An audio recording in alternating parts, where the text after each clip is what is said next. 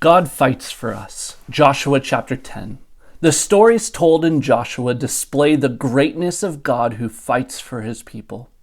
God had promised the land of Canaan to the Israelites, and he used a leader named Joshua, who holds striking similarities to our great leader, Jesus.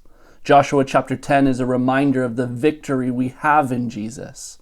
God had guaranteed victory to his people because he would fight in the battle with them. Victory does not come without a battle, but with God, you will always win. For Israel to conquer Canaan, they had to fight wars. Adonizedek, king of Jerusalem, caught wind of the battles Israel had won. He heard of how great warriors like the Gibeonites surrendered to serve Israel, and how kings had been killed and their cities were conquered. He feared that he and his people would have the same fate. Knowing his impending defeat, Adonizedek rallied 4 other kings of nearby cities to make war against Gibeon. Our spiritual enemies will always rally together because they know their end. The Gibeonites called out to Joshua for help as the 5 cities formed an attack against them.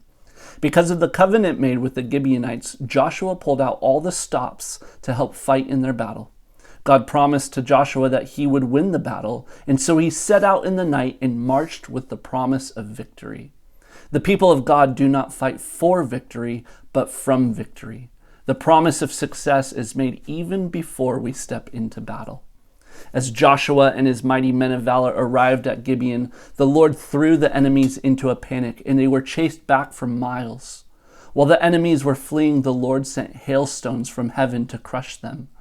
More enemies died by the hailstones than by the sword. While this was happening, Joshua prayed to the Lord and asked him to cause the sun to stand still until the battle was won. When God fights our battles, he does so with his mighty power. God always wins big. Joshua and the people returned to Gilgal, and it was reported that the 5 kings were found hiding in a cave. They opened the cave, pulling out the kings, put their feet on their necks, subsequently putting them to death. They hung their bodies from trees and then threw their carcasses back into the cave where they had been trying to hide. When God wins a victory, he wins completely.